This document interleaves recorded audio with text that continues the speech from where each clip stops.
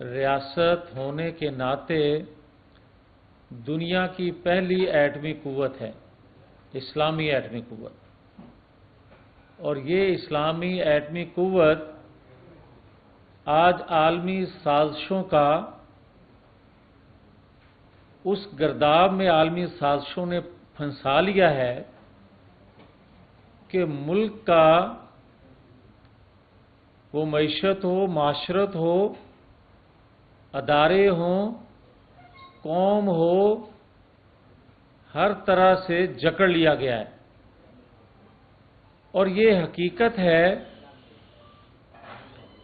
کہ پاکستان کے اندر یا دنیا بھر میں جہاں انقلاب آتا ہے، جہاں بغاوت ہوتی ہے، یا تو بغاوت کامیاب ہوتی ہے تو ریاست ٹوٹ جاتی ہے، یا بغاوت ناکام ہوتی ہے تو ریاستی ادارے اس کو کچل دیتے ہیں، باغیوں کو۔ مگر پاکستان کے اندر فیض حمید، عمران خان انقلاب، بغاوت ہوئی، 1.5 سال عرصہ گزر گیا ہے، اور باغی کہہ رہے ہیں 1.5 سال بعد کہ جوڈیشل کمیشن بننا چاہیے۔ دنیا بھر میں جہاں جمہوریت ہے وہاں کبھی کسی نے نہیں سنا ہوگا کہ وہاں کی ریاست کا صوبہ، اس کی حکومت ریاست کے خلاف وہی سرکاری وسائل، سرکاری مشینری لے کے چڑھ دوڑے اور ریاست اس صوبے کی حکومت کو معاف کر دے۔ مگر پاکستان کے اندر یہ بار بار ہو رہا ہے، اور آج بھی باغیوں کو سہولت کاری میسر ہے،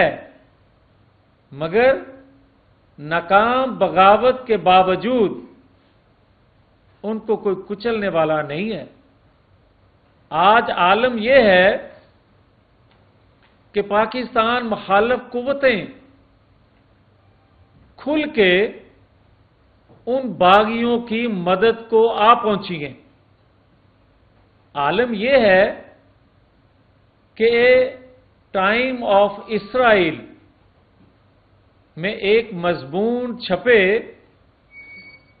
اور کہا جائے کہ عمران خان کے آنے سے اسرائیل اور پاکستان کے فاصلے ختم ہو سکتے ہیں، پھر اس کے بعد ایک لائن لگ جائے دنیا بھر کے بڑے اخبارات میں جو اس کی پروموشن کریں، اس کو پروموٹ کریں اور اس کے بیانیے کو آگے بڑھائیں، تو پھر بھی سمجھ نہ آئے کہ ریاستی ادارے پاکستان کے اندر بغاوت کرنے والوں کو، پاکستان مخالف بیانیے کو کچلنے کی ہمت نہ رکھیں۔ کیا آج عالمی ادارے ہماری طرف نہیں، کسی حکومت کی طرف نہیں، ریاست کو جکڑنے کے لیے کبھی تو دباؤ بڑھاتے ہیں کہ ایران گیس لائن مکمل نہ ہو سکے، کبھی سی پیک بند کرنے کے لیے دباؤ آتا ہے، اور نوبت یہاں تک آ گئی ہے کہ پاکستان کے دوست ممالک پر دباؤ بڑھا کے ان کو ہم سے دور کیا جا رہا ہے، مگر ہم آنکھیں کھولنے کے لیے تیار نہیں ہیں، اس لیے کہ جناب عالمی قوتیں کسی کے پیچھے کھڑی ہیں۔ اور کیا یہ حقیقت نہیں ہے، کوئی بتا دے جو اس کا ہمدرد ہے، کہ بھائی اس نے اپنے 4 سالوں میں کرپشن کی انتہا کی، اس نے قرضے اتنے لیے کہ پاکستان کو ڈبو دیا، بات نہیں کوئی کرتا، مگر اس نے سرکاری وسائل سے اپنا بیانیہ بنایا، ذرائع ابلاغ پہ خرچ کیا، آج بھی کر رہا ہے خیبر پختونخوا سے، آج بھی خیبر پختونخوا حکومت کی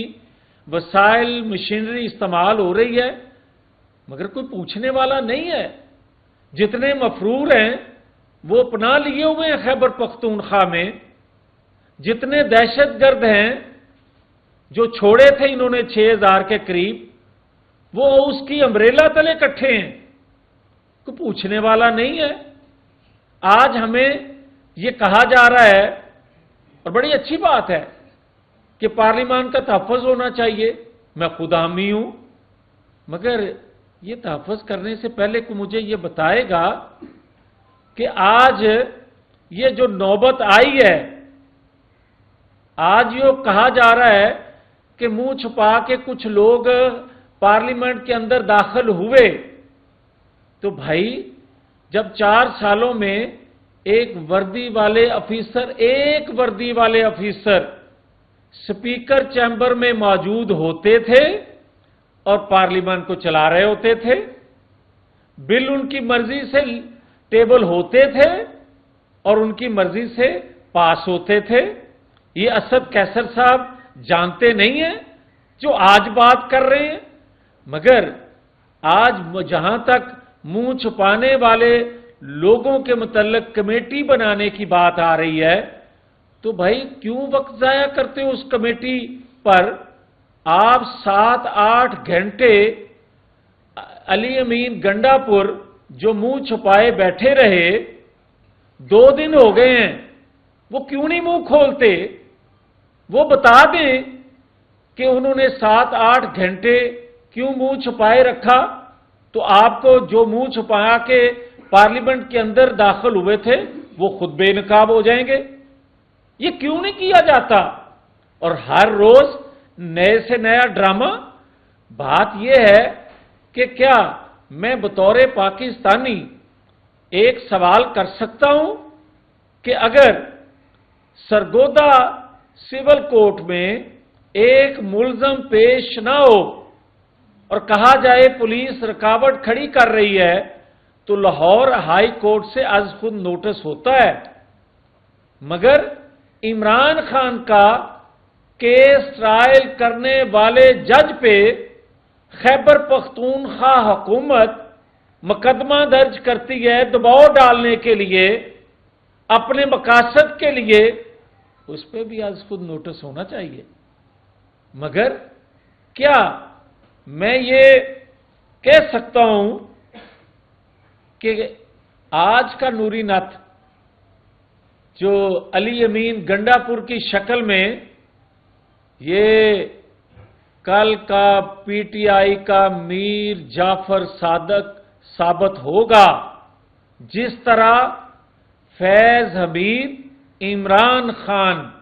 پاکستان کے میر جعفر ثابت ہو رہے ہیں، یہ بھڑکیں، یہ رات کو کچھ اور صبح کو کچھ اور بھڑک، اس طرح پاکستانی قوم کو جو پہلے ہی گرداب میں پھنسی ہوئی ہے، جو آپ کے کرتوتوں سے پہلے ہی دنیا کے دباؤ میں ہے، یہ اگر اس دباؤ کو قبول کرتے جائیں گے تو پھر خدا نہ خواستہ کہیں وہ وقت نہ آ جائے کہ ہم دیکھتے رہ جائیں اور یہ آزاد ریاست ہمارے ہاتھوں سے کھسکتی جائے۔ میں آج بھی بات یہ بڑی کلیئر کرنا چاہتا ہوں کہ اگر پارلیمان کے لیے، پارلیمان کے تحفظ کے لیے اگر کمیٹی بنانی ہے، جو کہ اچھی بات ہے، مگر ایک کمیٹی بناؤ ایسی بھی جو پاکستان کے اندر سے پاکستان پر حملہ کرنے والے لوگوں کو بے نقاب کر کے کٹہرے میں کھڑا کر سکے۔ ایک کمیٹی ایسی بھی بناؤ، ضرورت پڑ گئی ہے، اس لیے کہ ہماری ریاست کو بائی ڈیزائن کمزور کیا جا رہا ہے. بائی ڈیزائن کا لفظ استعمال کر رہا ہوں، اور اس کے لیے اداروں میں بیٹھے لوگ، کئی لوگ بھی استعمال ہوتے رہے اور کئی آج بھی استعمال ہو رہے ہیں. مگر ہمارا المیہ یہ ہے کہ آپ کو یاد ہوگا کووڈ آیا تھا، پاکستان میں ایک بیماری آئی تھی، تو اس وقت جو سیاستدان مخالف نقطہ نظر رکھتے تھے وقت کی حکومت سے، یا جج اس وقت کے یا صحافی اس وقت کے، وہ ہسپتالوں میں علاج کروانے کے لیے نہیں جاتے تھے، ڈرتے تھے کہ کہیں فیض حمید کے فیض سے فیض یاب نہ ہو جائیں. کیا ہم بھول گئے ہیں؟ اور کیا یہ چیزیں بھولنے والی ہیں کہ فیض حمید صاحب، عمران صاحب، عارف علوی صاحب، باجوہ صاحب، ثاقب نثار صاحب، یہ سارے صاحب جو ہیں، جو ایک پیج پہ تھے، پاکستان کے لیے کیا کچھ مسائل چھوڑ کے گئے ہیں کہ آج آئی ایم ایف جیسا ادارہ گیس بجلی کے بل کم کرنے کے لیے بھی ہمیں اجازت نہیں دیتا. آج حالت یہ ہے کہ مالیاتی ادارے بھی دباؤ میں لا کے ریاست کو اس کو ریسکیو کرنا چاہتے ہیں. آج بھی حالت یہ ہے کہ یہ مالیاتی ادارے ہیں کن کے، جو اس کے لیے مضامین لکھتے ہیں، وہ جو کانگریس اس کے لیے قرارداد منظور کرتی ہے، اور پھر بھی اگر کسی کو یہ سمجھ نہیں